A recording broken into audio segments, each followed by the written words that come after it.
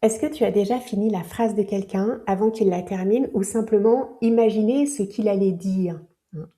Ou encore est-ce que tu t'es déjà retrouvé à gronder ton enfant ou à t'énerver contre lui aussi avant qu'il ait eu le temps de finir ce qu'il était en train de faire? Eh ben, si oui, tu sais ce que tu viens de faire là? Eh ben, exactement la même chose que Claude ou ChatGPT ou une autre IA. Et aujourd'hui, je vais t'expliquer pourquoi cette similarité, elle n'est pas du tout anodine, parce qu'elle peut changer complètement la façon de comprendre tes réactions de parents et puis surtout, comment tu peux les transformer.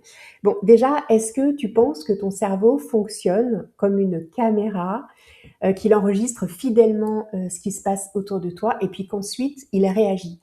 Eh bien, en fait, non, pas du tout. Et ça, c'est l'une des découvertes, je pense, les plus intéressantes des neurosciences sur les 30 dernières années, parce qu'il y a un chercheur qui s'appelle Carl Friston, c'est l'un des neuroscientifiques les plus cités au monde.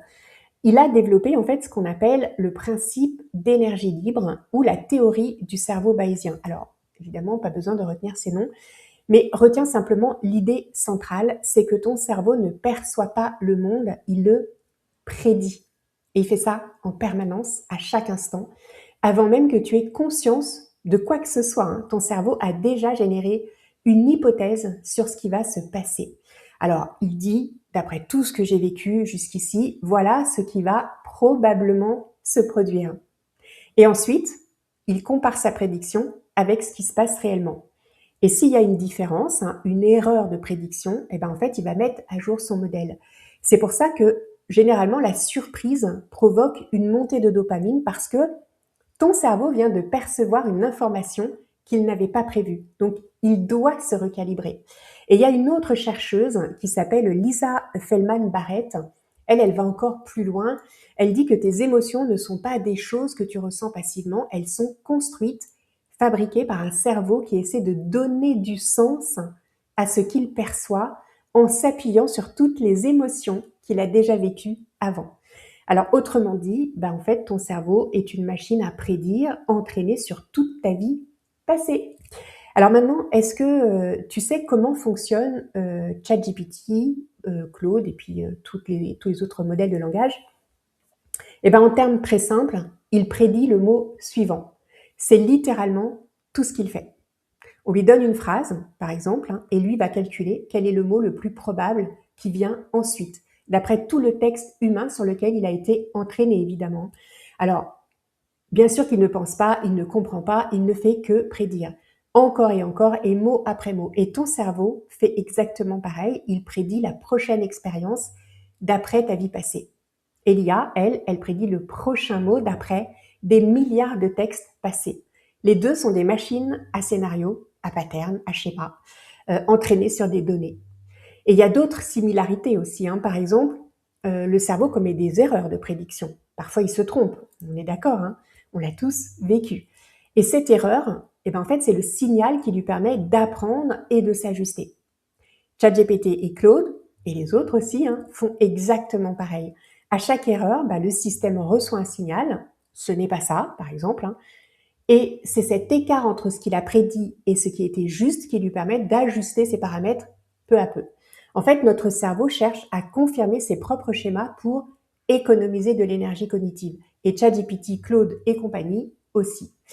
Alors, dans le monde de l'IA, il y a un phénomène qu'on appelle l'hallucination. Ça désigne en fait le moment où une IA va générer une réponse qui est complètement fausse, mais avec une totale confiance. Alors évidemment, elle ne sait pas qu'elle se trompe, mais elle affirme, elle assure, elle invente, parce que elle suit ses schémas, même quand ils ne correspondent pas à la réalité. Elle a été entraînée comme ça. Donc, est-ce que tu vois où est-ce que je veux revenir? Parce que ces deux systèmes-là, ton cerveau et l'IA, sont fondamentalement construits sur le même principe, utiliser le passé pour naviguer au présent. Et maintenant, je vais te dire pourquoi ça te concerne directement en tant que parent, mais pas que d'ailleurs. Hein. Mais si ton cerveau est une machine à prédire entraînée sur ton passé, quel passé est-ce qu'il utilise quand tu interagis avec ton enfant? Est-ce que c'est ton enfance, tes blessures, ta façon dont tes propres parents te parlaient, ou te regardaient, ou réagissaient à tes émotions? Donc quand ton enfant fait une crise, qu'il pleure ou qu'il ne coopère pas, bah, ton cerveau ne perçoit pas vraiment ce que ton enfant est en train de vivre. Il va générer une prédiction basée sur ce qu'il connaît. Il te dit, voilà ce qui se passe, voilà ce que ça veut dire, voilà comment réagir. Et parfois, cette prédiction, elle est juste. Mais parfois, elle est complètement à côté. Parce que ton enfant, il n'est pas toi. Il n'est pas l'enfant que tu étais. C'est ce qu'on appelle en psychologie les représentations parentales. Ce sont en fait des filtres, des modèles internes que tu appliques à ton enfant, souvent sans t'en rendre compte, évidemment. Tu ne vois pas toujours ton enfant tel qu'il est, tu vois ta prédiction de lui. Et parfois, tu réagis à ta réaction, mais pas à lui. Et comme ChatGPT qui hallucine, c'est-à-dire qui génère cette fameuse réponse qui est fausse avec une confiance totale, bah toi aussi, tu peux parfois halluciner ton enfant, projeter sur lui des intentions, des émotions, des comportements qui correspondent à ton modèle interne, mais pas à sa réalité. Et je le dis vraiment sans aucun jugement, parce que c'est de la biologie. C'est comme ça que le cerveau fonctionne, pour économiser de l'énergie et réagir vite. Donc ce n'est pas du tout une faiblesse, c'est une mécanique, on va dire. Et c'est là où les neurosciences deviennent vraiment passionnantes. C'est que contrairement à ChatGPT, ton cerveau peut se mettre à jour en temps réel. C'est là où tout change. Et c'est là où l'analogie avec l'IA atteint vraiment ses limites. Parce que Claude ne peut pas décider au milieu d'une conversation de se remettre en question. Il ne ressent pas de malaise quand sa réponse est à côté de la plaque.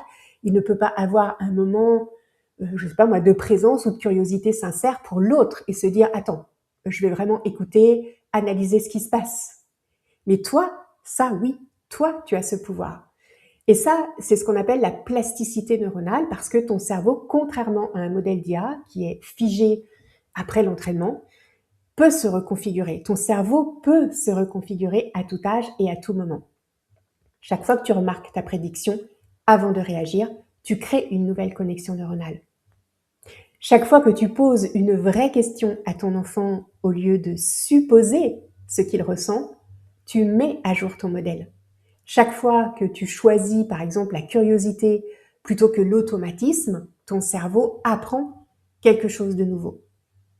C'est ça, la parentalité bienveillante vue par les neurosciences. C'est entraîner ton cerveau à générer de meilleures prédictions, à réduire les erreurs, à halluciner moins ton enfant, pour reprendre le terme de l'IA, et à le voir davantage tel qu'il est. Et l'IA ne peut pas mettre à jour son modèle avec de l'amour, de la présence ou de la curiosité sincère. Toi, oui. Et c'est exactement ça que les neurosciences nous apprennent à cultiver. Alors voilà ce que je t'invite par exemple à faire aujourd'hui. Prends un moment, vraiment juste un moment, et puis demande-toi quelle prédiction est-ce que je fais le plus souvent sur mon enfant? Quelle étiquette est-ce que je lui colle? Peut-être sans m'en rendre compte évidemment. Est-ce que je lui donne l'étiquette le difficile, le sensible, celui qui n'écoute jamais?